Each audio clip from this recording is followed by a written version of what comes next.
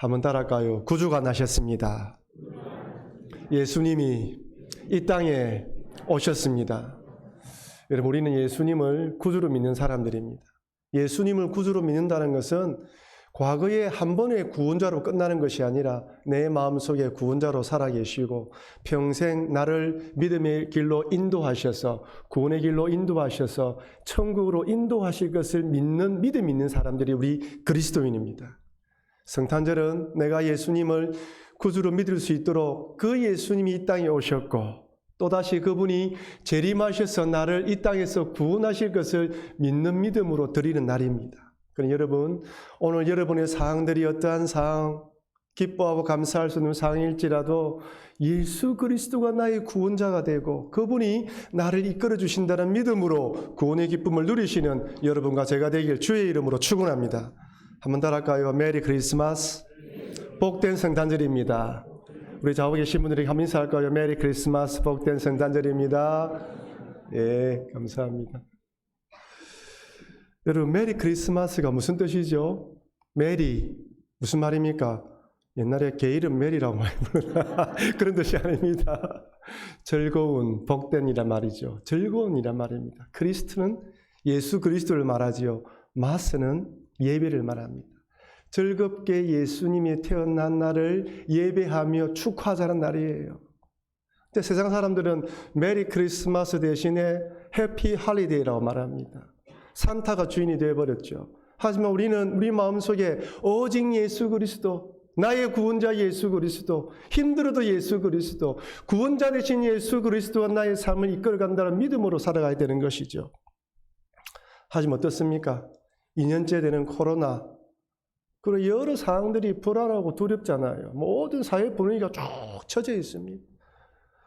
교회 일들로, 여러분 개인 일들로, 자녀 문제로 여러 일들이 우리의 마음을 옥죄어맵니다.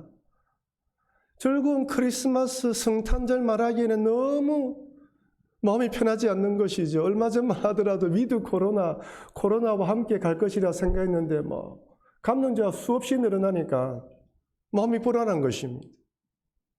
하지만 그럼에도 불구하고 우리는 이런 상황 가운데서도 성탄절을 축하하는 이유가 무엇입니까? 제가 반복해서 말씀드리지만 구원자가 이 땅에 왔다는 소식입니다. 여러분 생각해 보십시오. 아담과 하와가 죄를 짓고 에덴 동산에서 쫓겨난 이후에 이 땅에 정말 평화가 있었습니까? 정말 참된 평화와 기쁨, 우리가 말하는 그 기쁨, 평화, 이런 일이 있었습니까? 한 번도 없은 것 같습니다. 물론 잠시 한때는 있었지 몰라도 또다시 고난과 어려움이 찾아오고 눈물 골짜기, 고통의 골짜기를 지나가야 하는 것이 인생의 길입니다. 수많은 분쟁의 소식, 전쟁, 다툼, 아픔, 고통, 눈물 끊이지 않는 것이죠. 자연재해의 소식은 곳곳에 들려옵니다. 여러분 지금도 한번 보십시오. 지금 또 12월 25일 오늘 시점으로 세계에 들려오는 소식을 한번 보십시오. 중남미에는 베네수엘라와 여러 나라들이 국가적으로 너무 어려우니까 쓰레기통을 뒤지고 국민들이 국가를 탈출하려고 하고 있지 않습니까? 유럽에서는 지금 러시아가 우크라이나를 침공하려고 하고 있어서 어제입니까? 뉴스를 보니까 또 우크라이나에서는 막 참호를 만들고 있더라고요. 이전에 본 뉴스에 보니까 장관이 나와가지고 러시아가 쳐들어오면 우리는 막을 수 없습니다. 하지만 무기고를 국민들에게 개방해서 국민들이 스스로 자기를 지키도록 하겠다 하더라고요. 중국은 하나의 중국 정책을 펴고 대만을 복속시키려고 어떻게든 노력하고 있죠. 미국은 절대 안 된다고 이야기를 하고 있는데 만약에 중국이 대만을 쳐들어간다면 대만이 이길 수 있겠습니까? 언제 어떻게 될지 그런 전쟁들이 3차 세계대전으로 번질지 아무도 모릅니다. 앞서 언급했다시피 2년째 계속되고 있는 코로나는 변이 바이러스가 계속 생기면서 우리 마음속에 과연 종식이 될까? 마스크를 벗을 수 있을까? 우리가 살아가는 이 시대는 과거 어느 시대보다 과학기술이 발달되었고 의료기술의 진보를 이루었습니다. 마귀랑 이제 정말 모든 병을 퇴치하고 불치병이 없는 그런 세상, 유토피아가 올 것이라고 생각했는데 코로나, 보이지 않는 전염병 때문에 모든 기대가 다 깨어져 버렸습니다. 이런 외국 공항에 가보신 분은 알겠지만은 그 외국 공항에서는 테러 분자들, 불법 체류자들을 막기 위해서 최첨단 장비, 미국 같은 경우는 전신 스캔하는 장비까지 두었지 않습니까? 최강의 군대와 무기들로 레이더 높은 벽들을 설치했는데 코로나가 국경을 넘어오는 걸 막지 못해요. 이것이 인간의 한계이죠. 아무리 강한 군사력과 경제력을 가졌다 할지라도 전염병 앞에서는 속수무책입니다. 2000년 전 예수님 당시 로마는 그 당시 최강의 나라였고 넓은 영토를 차지했죠. 여러분, 로마가 침공하고 난 뒤에 제일 먼저 건설한 것이 도로입니다. 여러분, 도로는 상대적이에요. 내가 힘이 있을 때는 달려가서 반란이 일어나면 진압을 하지만 내가 힘이 없을 때 적들이 그 도로를 타고 바로 공격해 올 수 있습니다. 그래서 도로를 만든다는 것은 그만큼 내가 강하다는 것이죠. 힘이 있다는 것입니다. AD 165년에서 180년 사이에 로마에 전염병이 돌았는데 이 전염병의 이름을 안토니우스 역병이라 불렀다고 합니다. 홍역인지 천년두인지 정확하게 규명되지 않았는데 이 전염병이 어떻게 들어왔냐면 로마와 파르티아 간의 전쟁이 있어서 로마군이 승리했어요. 그러니까 그 도로를 타고 로마가 파르티아를 싸워서 이겼죠. 그리고 군인들이 그 도로를 타고 로마로 들어왔는데 그 군인들이 전염병에 감염되어 로마 들어온 거예요. 하루에 2,000명이 사망했다고 합니다. 그리고 그 기간 동안 총 500만 명이 사망한 것으로 추정합니다. 최강의 로마 군대도 역병을 막지 못해요. 여러분, 자연재해는 어떻습니까? 이번에 미국의 8개주에 50개의 토네이도가 발생했지요. 사진 한번 보시겠습니까?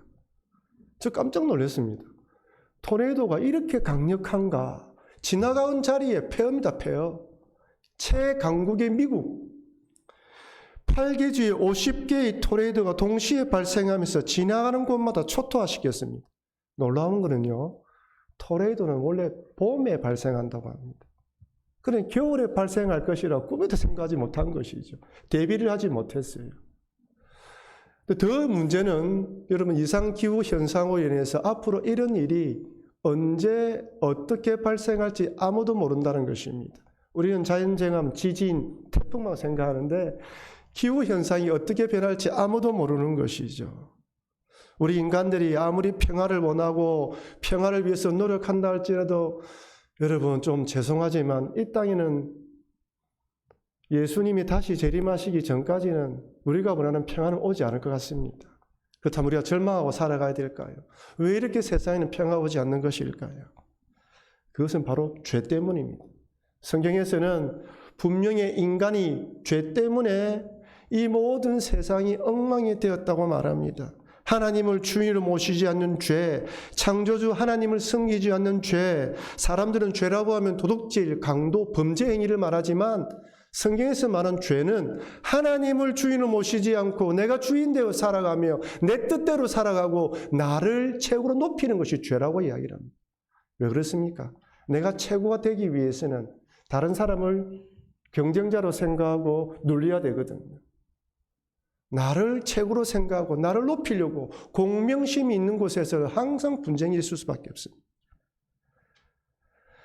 문제는 아담과 하와가 죄를 짓고 난 뒤에 우리 몸속에 있는 이 죄라는 것이 끊임없이 발동을 한다는 거예요. 죄가 발동하면 어느 누구도 막을 수가 없어요. 그렇게 얌전했던 사람도 자기 주장을 펼치지 않습니다.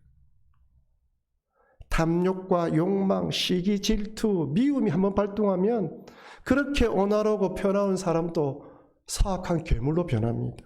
사울 왕은 위기의 순간에 회성처럼 등장해서 골리앗을 무찌르는 다윗을 영웅으로 인정했습니다. 네가 없었다면 우리나라는 망했다고 생각했어요. 근데 여인들이 부르는 사울은 천천히요, 다윗은 만말이란 그 노래 한 절 딱 듣고 영웅으로 생각했던 다윗을 원수로 생각합니다. 이것이 죄입니다, 죄. 내가 주인 되어 살아간 죄. 내가 영웅이 되어야 되는데 그 자리를 다윗이 찬탈한 것이죠. 이것은 오늘 사람들도 마찬가지입니다.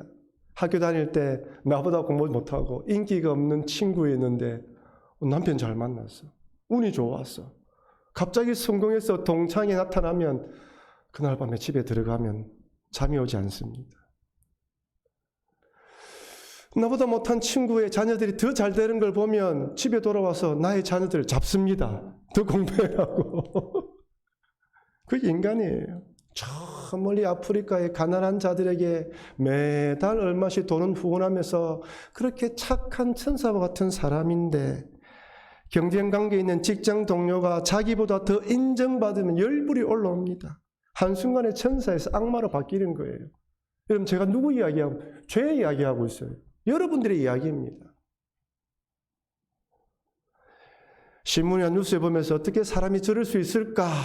손가락질 하지만 과연 여러분, 우리가 그 상황 되면 그 사람처럼 안 할 수 있을까요? 다 비슷비슷합니다. 겉으로는 거룩한 척 앉아있지만 겉으로는 점잖은 신사처럼 행동하고 있지만 우리 마음속에 탐욕, 욕심, 미움, 시가 발동한 막을 수가 없는 것이 인생입니다.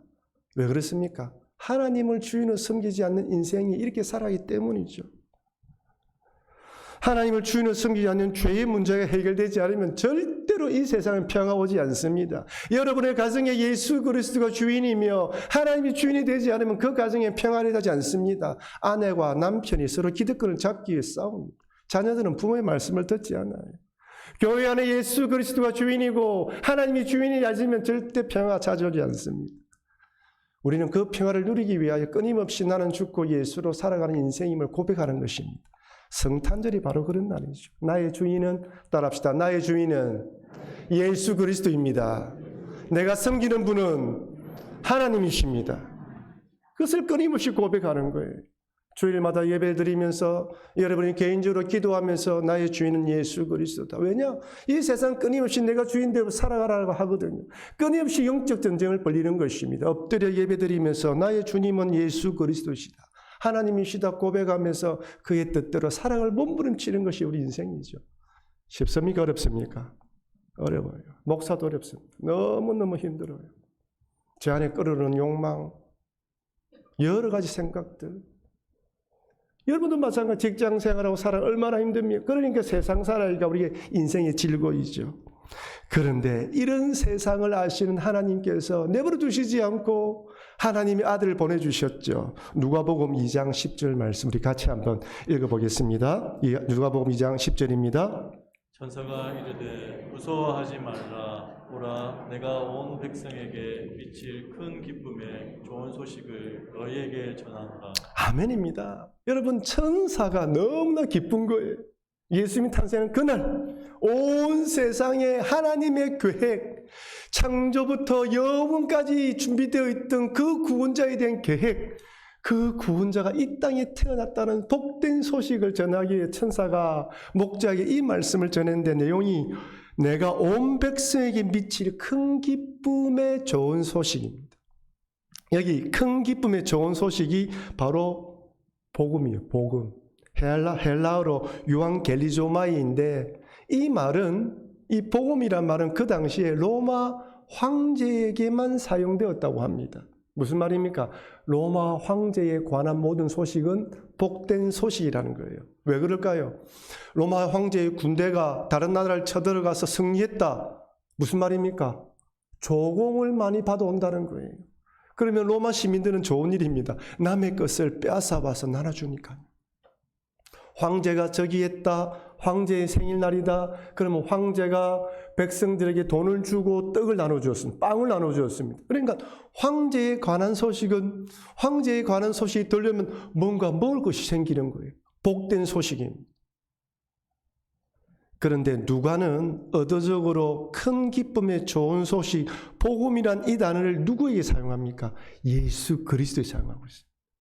황제가 아니라 목수의 아들로 누추한 마구간에 태어나신 그 인간 예수, 누가 보기에는 저 사람이 복된 소식을 전해줄 것이라고 아무도 믿지 못하는데 누가는 참된 복된 소식은 황제가 주는 것이 아니라 하나님의 아들로 이 땅에 오신 예수 그리스도가 준다는 것을 의도적으로 알리기 위해서 큰 기쁨의 좋은 소식, 예수 그리스도 탄생했다는 것을 이 본문에서 적고 있는 것입니다. 황제가 주는 기쁨은 기쁨이 있습니다. 이 땅에 좋은 대통령, 좋은 지도자 나타나면 좋습니다. 하지만 한때입니다. 이 땅에서만 유효하고 이 땅에서만 해당되는 것이지만 죽음 이후까지 책임지지 못합니다. 우리 마음에 끓어오는 이 탐욕과 죄에 대한 부분들을 해결해 주지 못해요. 하지만 하나님의 아들이신 예수 그리스도는 우리 안에 있는 죄의 문제를 해결하고 죄에서 해방되어 믿음 안에 살아가게 만들며 죽고 난 뒤에는 천국으로 인도하게 만들어 주십니다. 그래서 예수 그리스도가 참된 복음이십니다. 죄로 인해 참된 평안을 누리지 못하는 인생들을 구원하기 위해 하나님의 아들이 이 땅에 오셨다. 그래서 로마서에서는 이렇게 말합니다. 로마서 3장 23절 24절 우리 같이 한번 읽어보겠습니다. 모든 사람이 죄를 범하였음에 하나님의 영광에 이르지 못하더니 그리스도 예수 안에 있는 성령으로 말미암아 하나님의 은혜로 값없이 의롭다 하심을 얻은 자 되었느니라. 아멘이죠. 모든 사람이 죄를 범하였음에 하나님의 영광에 이르지 못합니다. 우리는 하나님 볼 수도 없어요. 하나님이 어떤 분인지 알 수도 없습니다. 예수 그리스도 안에 있는 성령으로 말미암아 하나님의 은혜로 어렵다 하심을 얻었다는 말은 하나님의 자녀가 되었다는 것이죠. 예수 그리스도로 말하 구원받았다는 것입니다. 이 얼마나 감사되는 일입니까? 오직 예수 그리스도라는 거예요. 여러분, 우리는 2년째 되는 이 코로나를 통하여 큰 일상의 삶이 중단되어지고 힘든 일을 겪고 있습니다. 뉴노멀이라는 이런 단어를 통하여 마스크 없는 세상 꿈도 꾸지 못합니다. 손세정제, 사회적 거리두기, 여러 일들 가운데 모든 부분들이 힘듭니다. 심적으로 힘들어하고 우울증에 빠진 사람도 많고 불안과 두려움에 시달리는 사람도 많습니다. 하지만 이 코로나를 통하여 우리는 영적으로 한 두 가지 정도 큰 깨달음을 가졌습니다. 첫째는 보이지 않는 세상에 대한 눈을 뜨게 되었다는 거예요. 막연하게 보이지 않는 세상이 있다라고 믿었지만 그냥 눈에 보이는 세상이 너무 화려하기 때문에 모든 시선이 눈에 보이는 세상에만 관심을 가졌습니다. 명품, 좋은 차, 좋은 집, 좋은 옷, 좋은 음식, 모든 것이 눈에 보이는 거예요. 눈에 보이는 게 현혹되어져서 눈에 보이지 않는 것에 대해서는 깊은 생각하지 못했습니다. 마치 없는 것처럼 생각했어요. 근데 눈에 보이지 않는 바이러스 때문에 이런 어려움을 당하자 눈에 보이지 않는 것들이 더 힘이 있다는 걸 깨닫게 되었습니다. 여러분, 코로나 바이러스는 죄와 비슷하죠. 둘 다 눈에 보이지 않습니다. 물론 코로나 바이러스는 현미경으로 보이지만 죄는 그렇게 보이지 않죠. 하지만 인간의 눈으로 보이지 않아요. 그런데 코로나 바이러스가 감염됐다는 건 어떻게 합니까? 우리 몸에 잠복되어 있다가 그죠? 일주일 후에 활동하기 시작하면 열이 나거나 재채기, 콧물, 몸살 증세가 나타나기 시작합니다. 심하면 폐, 여러 부분들로 증상이 나타나는 것이 그러면 이 사람은 코로나 감염됐다 합니다. 죄도 마찬가지입니다. 아담과 하와가 죄를 짓고 난 뒤에 원죄, 죄를 좋아하는 것들 우리 몸속, 뼈속 깊은 곳에 숨겨져 있습니다. 평상시에는 문제가 없는데 한번 발동되어지고 나면 감당이 안 되는 거예요. 눈에 보이지 않아요. 그런데 욕심이라는 모습으로 우리 마음에 등장하면 분쟁과 전쟁을 일으킵니다. 음란과 정욕으로 나타나면 온갖 성적인 범죄를 저지릅니다. 그래서 그 저지른 모습을 보면서 이 사람 마음속에 탐욕이 있구나, 이 사람 마음에 정욕이 있구나 발견하게 됩니다. 보이진 않아요. 행동을 통하여 나타나는 것이죠. 미움과 시기가 발동하면 어떻게 됩니까? 경멸하는 눈빛, 질투하는 눈빛 쳐다보게 됩니다. 모습으로 드러나게 되는 거예요. 코로나 바이러스 자체는 보이지 않았지만 증상을 통하여 코로나에 감염된 걸 알 수 있는 것처럼 원죄, 죄는 눈에 보이지 않지만 그가 하는 행동을 맞서 우리는 그 사람을 향하여 그 사람이 이런 죄에 감염되어 있구나 발견하게 됩니다. 그래서 때로는 마귀짓을 한다는 말을 하기도 하지 않습니까?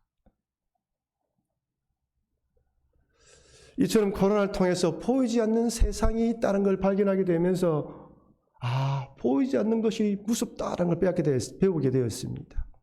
두 번째는 인간의 나약함과 한계를 절실하게 깨닫게 되었습니다.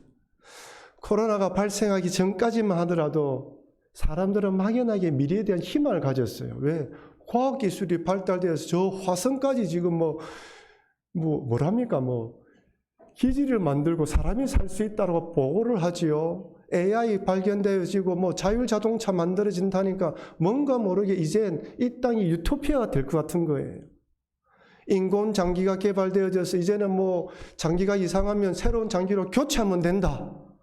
사람의 수명이 80에서 100살로 늘어난다. 온 소식들이 이 과학의 발달과 의료기술의 진보로 인해 가지고 마치 죽지 않을 세상처럼 이 세상이 될 것처럼 막연히 기대를 심어주었습니다.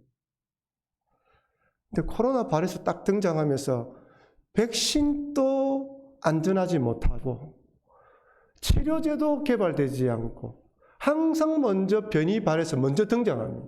인간은 항상 뒤따라가고 있어요. 뭘 깨달았습니까? 우리가 아무리 인간의 머리와 똑똑하다 하더라도 따라갈 수가 없구나.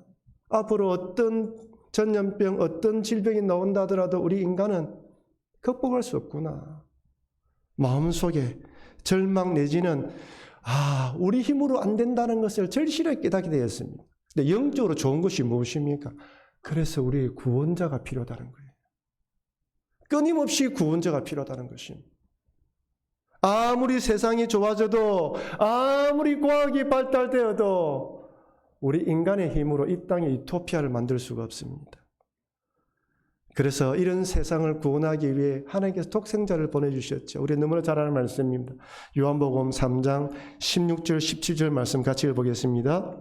하나님이 세상을 이처럼 사랑하사 독생자를 주셨으니 이는 그를 믿는 자마다 멸망하지 않고 영생을 얻게 하려 하심이라. 하나님이 그 아들을 세상에 보내신 것은 세상을 심판하려 하심이 아니요 그로 말미암아 세상이 구원을 받게 하려 하심이라. 아멘입니다. 예수님 오신 이유가 뭐라고요? 세상을 심판하시는 것이 아니라 구원하러 오셨다는 거예요. 다시 오실 예수님은 세상을 심판하십니다. 심판주로 오시는 것이죠. 처음 2000년 전에 오신 예수님은 세상을 구원하러 오셨고 지금은 구원의 문이 활짝 열려 있습니다. 앞으로 절망적인 이 세상, 어느 누구에도 마음을 놓을 수 없는 이 세상, 오직 예수 그리스도가 구원자로 이 땅에 오셨다는 이 복된 소식. 이 복된 소식을 2000년 전에 예수님이 이 땅에 태어날 때 천사들이 전한 것이죠. 누가복음 2장 14절 다 아시는 말씀 우리 크게 한번 읽어보겠습니다. 지극히 높은 곳에서는 하나님께 영광이요 땅에서는 하나님이 기뻐하신 사람들 중에 평화로다 하니라. 아멘이죠. 하나님께는 영광이요 땅에서는 하나님이 기뻐하신 사람들 중에 평화로다. 여러분, 하나님이 기뻐하시는 사람들이 누구입니까? 구원받기로 예정된 자들. 오늘 이 자리에 와서 예수 그리스도가 나의 구주라고 고백하는 여러분들, 영적 눈이 떠여서 예수님이 하나님의 아들임을 보게 된 자들, 하나님이 기뻐하신 자들입니다. 여러분을 구원하기 위하여, 우리를 구원하기 위하여, 또 아직도 구원받기로 예정되어 있지만 자신이 구원받기로 예정된 자인지 모르는 자들을 구원하기 위하여 예수님이 이 땅에 오신 것입니다. 그러니 여러분, 성탄절을 맞이하여 세상을 둘러보면 구원자가 없어서 불안에 떠는 사람들이 얼마나 많은지 몰라요. 우리가 그들에게 안심해라. 아직까지 구원의 문이 열려 있다. 예수 그리스도 이 땅에 오셔서 우리를 구원하러 오셨다. 내가 당신들을 위해서 기도하고 있으니 불안해하지 마라. 두려워하지 마라. 그리고 예수님을 구주로 믿으라 라고 복음을 전하시는 여러분과 제가 되기를 바랍니다. 이렇게 복된 소식을 전할 뿐 아니라 이제 우리가 지속적으로 예수님을 구주로 모셔서 내 안에서 지속적으로 평안을 누려야 돼요. 왜 그렇습니까? 세상이 불안한 세상이고 어떤 일이 벌어질지 모릅니다. 자고 일어나면 내 인생 앞에 어떤 일이 벌어질지 아무도 몰라요. 우리는 매일매일 예수님을 의지하고 기도하면서 예수님을 붙들어야 돼요. 여러분, 하루라도 예수님 붙들지 않으면 이 평화의 소식, 기쁨의 소식을 간직할 수가 없습니다. 왜냐하면 세상에 들려오는 소식들이 우리를 불안하게 만드는 게 너무 많거든요. 우리가 누구인지를 매번 깨달아야 됩니다. 우리가 누구입니까? 구원받은 자들입니다. 그래서 사도 바울은 고린도후서에서 이렇게 말합니다. 고린도후서 5장 17절 제가 읽어드릴게요. 그런즉 누구든지 그리스도 안에 있으면 새로운 피조물이라. 이전 것은 지나갔으니 보라 새 것이 되었도다. 아멘입니다. 한번 따라할까요? 나는 새로운 피조물입니다. 새롭게 만들어졌다는 것이 아니에요. 나이가 들면 늙어갑니다. 주름이 생기고 병이 들 수가 있습니다. 하지만 새로운 피조물이라는 것은 예수 그리스도로 구원받은 하나님 백성이 되었다는 거예요. 이것을 잊지 말고 어떠한 상황 가운데 새로운 피조물로 살아가야 되고, 새로운 피조물이라는 걸 잊지 말고 주님을 바라보라는 것이죠. 사단 마귀가 핍박하고 박해하고 유혹하는 세상, 온갖 것들을 우리 유혹하지만 나는 피조물이다 잊지 말라는 것입니다. 내 마음속에 이 마음이 있으면 어떠한 상황 가운데서도 감사할 수 있습니다. 여러분, 페니 크로스비 여사 잘 아시죠? 이분은 1820년에 태어났는데 태어날 때 6주 만에 의사의 실수로 맹인이 되었습니다. 앞이 보이지 않는 것이죠. 그녀는 역사상 가장 많은 찬송가를 작사한 음악가 중에 한 명으로 8,000곡 이상을 작곡했습니다. 우리가 아는 찬송 중에 예수를 나의 구주 삼고 예수 나를 위하여, 이 찬송도 이분이 다 작사한 거예요. 태어나서 6주 만에 맹인이 된 인생이에요. 그런데 이분이요, 이런 불편한 몸을 이끌고 많은 사람들 앞에서 복음을 전했습니다.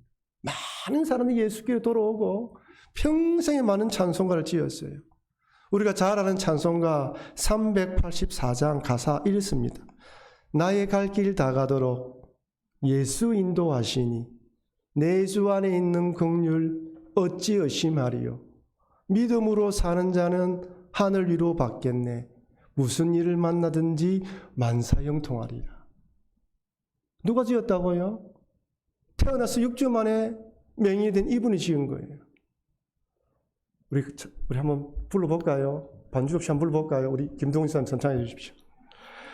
나의 갈 길 다 가도록 예수 인도하시니 내 주 안에 있는 긍휼 어찌 믿음으로 사는 자는 믿음으로 사는 자는 하늘 위로 받겠네. 무슨 일을 만나든지 만사형통하리라. 무슨 일을 만나든지 만사형통하리라.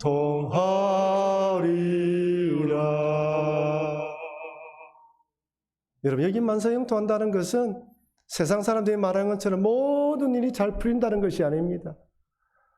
어떤 일을 만난다더라도 예수 그리스도 하나님께서 성령으로 우리와 함께 하시기 때문에 합력하여 선을 이루어 주신다는 뜻입니다. 이것이 만사형통입니다. 맹인이 되었지만 예수님을 믿음으로 나의 갈 길 다 가도록 예수 인도하신다고 찬양한 크로스비 여사, 그녀 인생 앞에 어려움이 없었을까요? 얼마나 많은 어려움이 있었겠습니까? 예수 그리스도를 통하여 그 어려움을 이겨내면서 만사형통한다고 찬양한 것입니다. 저는 여러분들에게 올해가 끝나고 내년 2022년에 어떤 일이, 복된 일이 일어나기를 소망하지만 아마 어려운 일을 만나시는 분도 있을 것입니다. 하지만 잊지 마십시오. 어려운 순간에 여러분의 손을 잡고 계신 우리 주님이 계신다는 것, 여러분의 손을 잡고 함께 가시기 위해서 이 땅에 오셨다는 것을 잊지 마시기를 바랍니다. 사랑하는 성도 여러분, 오늘 성탄절입니다. 2000년 전에 예수님께서 하늘 보좌를 버리고 낮고 낮은 이 땅에 오셨습니다. 평화를 누리지 못하고 영원한 형벌을 받아야 되는 불쌍한 인생, 내 죄로 죄짓고 죄짓는 인생으로 평생으로 살아가다가 지옥에 던져질 인생들을 구원하기 위하여 하늘 영광 다 버리고 이 땅에 오셔서 우리를 구원해 주셨습니다. 평화롭지 못한 세상 가운데 살아온 우리들에게 참된 평화를 주시기 위해 이 땅에 오셨습니다. 그러니 여러분, 세상에 들려오는 불안과 두려움 가운데서도, 여러 일들 가운데서도 예수님으로 내가 구원받았다는 걸 기억하시고, 그 예수님을 가슴에 품고 가시밭길을 걸어가신다 하더라도, 눈물 골짜기를 걸어가신다 하더라도 그 주님과 걸어가시면서 믿음으로 승리하시는 여러분과 제가 되길 주의 이름으로 축원합니다.